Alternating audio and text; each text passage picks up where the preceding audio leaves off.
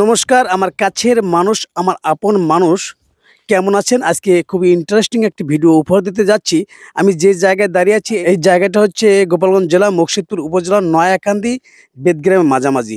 সরকার বেদগ্রাম থেকে একদম গোয়ালগ্রাম পর্যন্ত বিভিন্ন বাজেটে ব্রিজ দিয়েছে, সুন্দর, সুন্দর ব্রিজ দিয়েছে। কিন্তু এই রাস্তাটা তেমন সুবিধা না। এটা হচ্ছে ইট বিছানো আধা পাকা রাস্তা। ব্রিজের ২ পাশে যে অবস্থা, যে বেহাল অবস্থা আপনারা দেখতে পাচ্ছেন সম্মানিত, এইটাই আসলে আপনাদের দেখানোর চেষ্টা করব। তার আগে একটু কথা বলে নেই। কেমন আছেন? ভালো আছি। নাম কি? সুখেন বারোই। সুকেন বারোই। আচ্ছা, এই যে ব্রিজের গোড়ার অবস্থা, আপনি এই ব্যাপারটা কি ভালো না খারাপ? এটা খারাপ। এখান দিয়ে গাড়ি গেলে সমস্যা হতে পারে? হ্যাঁ, সমস্যা। আচ্ছা, আপনি কি সরকারকে কিছু বলবেন? সরকারের তো হয়তো সরকারের লোক আছে, দেখবে আসে।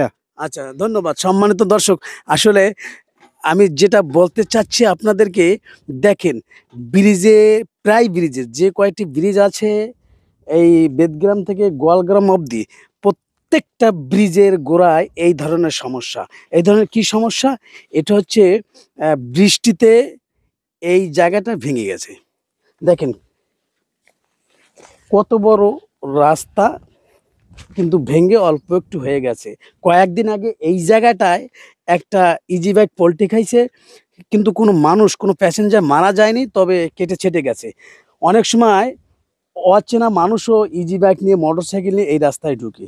এই ধরনের সমস্যা তারা জানে না। হঠাৎ যদি এখানে এসে পড়ে যায়, হয়তো তার বিরাট সমস্যা হতে পারে বা মারাও যেতে পারে। অর্থাৎ এখানে যদি পোল্ট্রি খায়, পোল্ট্রি খাবে এখানে, ও যাইয়ে পড়বে শ্মশানে। ইন্দা ভোগ অফ মা।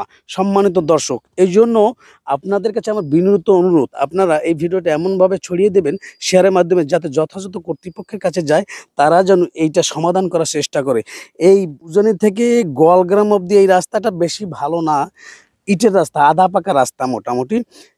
কিন্তু এই ধরনের সমস্যা প্রত্যেকটা ব্রিজের গোড়ায় রয়েছে। সম্মানিত দর্শক, উজনি থেকে গোয়ালগ্রাম প্রতিদিন প্রায় ১০০ ইজি বাইক চলাচল করে এবং প্রায় ১ থেকে ১৫০ মোটরসাইকেল চলাচল করে। যে কোনো মুহূর্তে বিরাট ধরনের একটা অ্যাক্সিডেন্ট ঘটতে পারে। সম্মানিত দর্শক, আজকের ভিডিও এ পর্যন্তই। যদি ভালো লাগে লাইক, কমেন্ট, শেয়ার দিয়ে আমাকে উৎসাহিত করবেন।